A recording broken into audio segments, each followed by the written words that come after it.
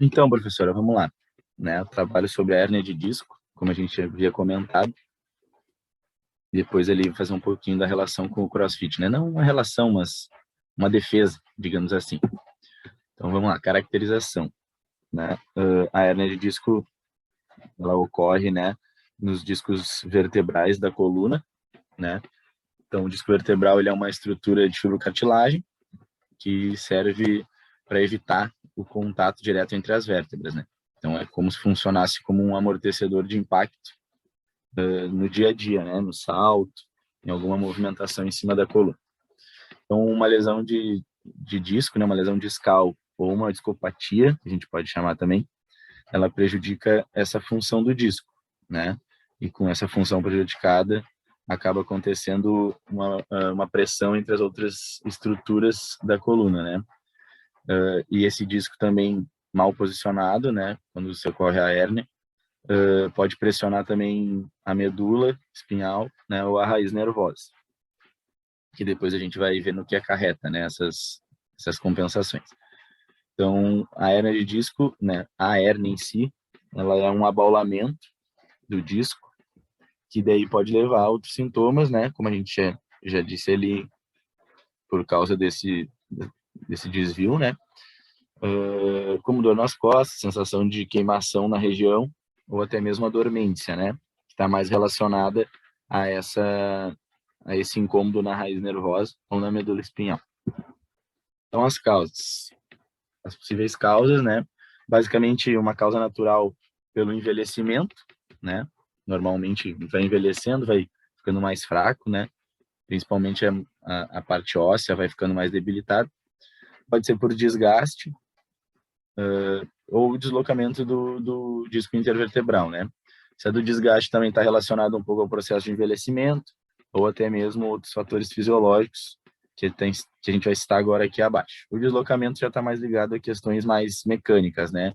Exercícios mal feitos, má postura do dia a dia, entre outras coisas. Então tá ali embaixo, a má postura do dia a dia, levantar, puxar ou carregar objetos excessivamente pesados, né? O sedentarismo também, com a ausência da atividade física, né?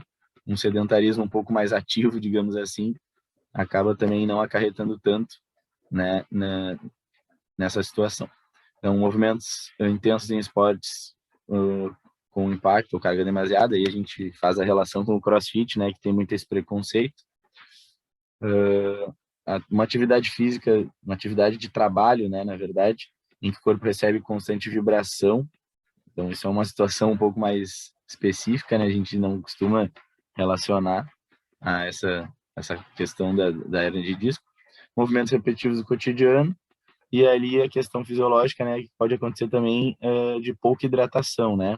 Então, um fenômeno muito comum é as pessoas beberem pouca água, e isso dificulta, né, na troca na troca da vértebra, na troca de líquidos, né, que ocorre por parte da coluna vertebral durante o processo de reidratação intravertebral, né? Então, quando a gente ingere pouca água, assim, se hidrata pouco, a gente tem pouco substrato para oferecer para a coluna nessa troca, né?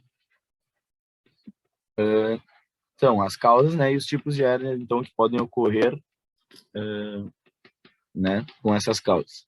A hérnia ocorre, então, quando o disco vertebral perde formato original, né, deixando de ser oval, como mostra ali na imagem, e forma um abaulamento, né, que é uma espécie de gota.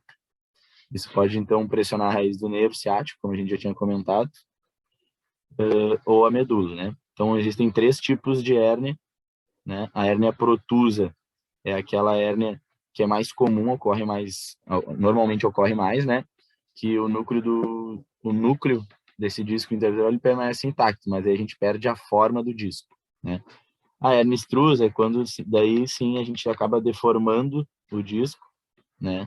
E ele forma uma gota, né? Aquela forma ovalada do núcleo do disco acaba se deformando, aí acaba causando um desequilíbrio, né? Nesse amortecimento, digamos assim.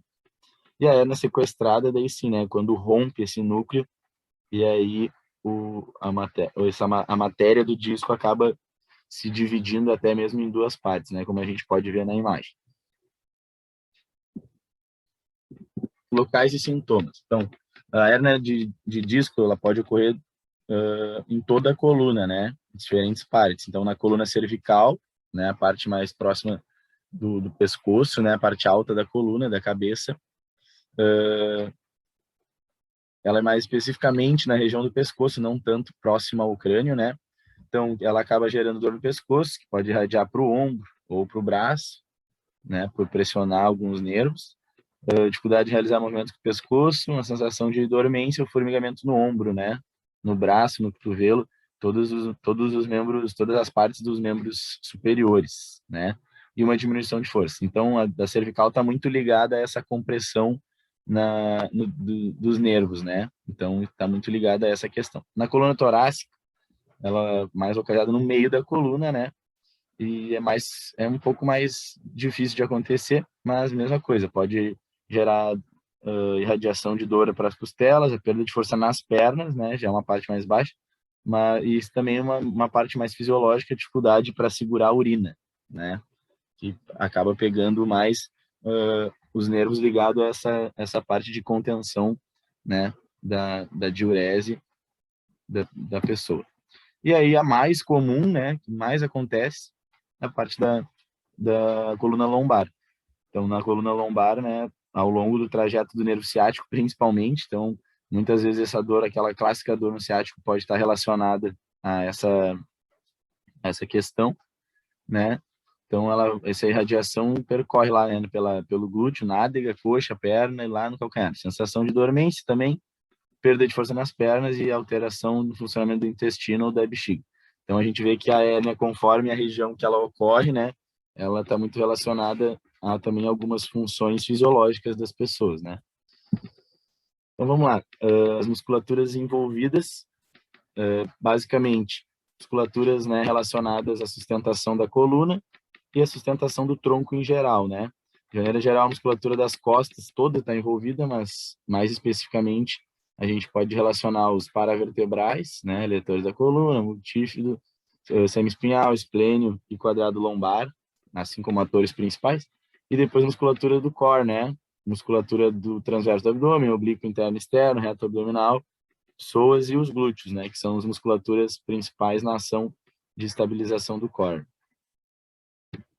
Tratamento muito comum, né? A gente ouvir que o tratamento principal é tomar remédio anti-inflamatório e fisioterapia, né, para acalmar essa situação, digamos assim.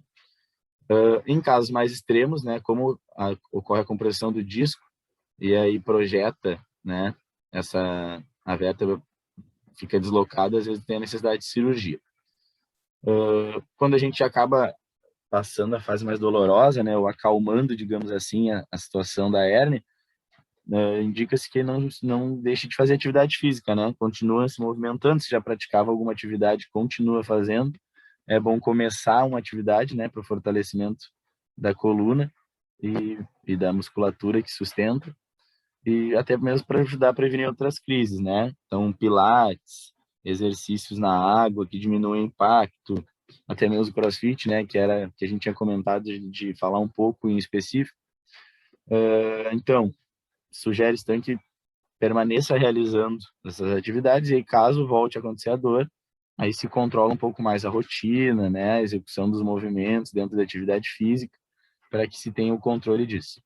E outra coisa também é o controle do peso, né? A coluna suporta boa parte do peso do nosso corpo, então quanto mais pesado a gente está, maior a chance da gente desenvolver essas compensações em cima da coluna. Aí eu coloquei, né, de disco e CrossFit, eu botei pontos mais específicos, porque para a gente falar, né, mais uma parte mais falada, digamos assim, sobre essa relação. Tem muito preconceito, né, em relação a vai forçar a lombar, muito peso, é muito impacto, mas está muito relacionado, né, à maneira como o profissional trabalha, né? Como todo esporte, a gente tem esporte até qualquer atividade física diária, a gente tem sempre um risco de acidente, né? Então, ali, em relação ao CrossFit, um dos quesitos, né, são movimentos funcionais relacionados à atividades do dia a dia, onde a gente vai encontrar um pouco mais de desafio desses movimentos, justamente para que, quando a gente estiver nas situações do dia a dia, a gente esteja mais preparado para isso, né? A metodologia também trabalha como prioridade o desenvolvimento técnico da mecânica dos movimentos, então postura da coluna, movimento correto, né, dentro da biomecânica. Então isso faz com que a gente diminua bastante esse risco de lesão, né, e também melhore a eficiência dos movimentos, dê mais segurança, né, para as atividades do dia a dia. Um fortalecimento muscular, né, e articular global das musculaturas. Então, por ser movimento funcional, trabalha todo o corpo, né, desde o tornozelo até o joelho, quadril, ombro, né. Então, todo o corpo está englobado nesse fortalecimento dentro da metodologia e principalmente, né, o potencial de estabilização e força do core, né, que é muito dos movimentos partem do centro do corpo, que é o core, para as extremidades, né? Então, esse fortalecimento feito de maneira correta, progressão e a metodologia sendo trabalhada de maneira correta, vai com certeza ser muito mais benéfico do que prejudicial, né?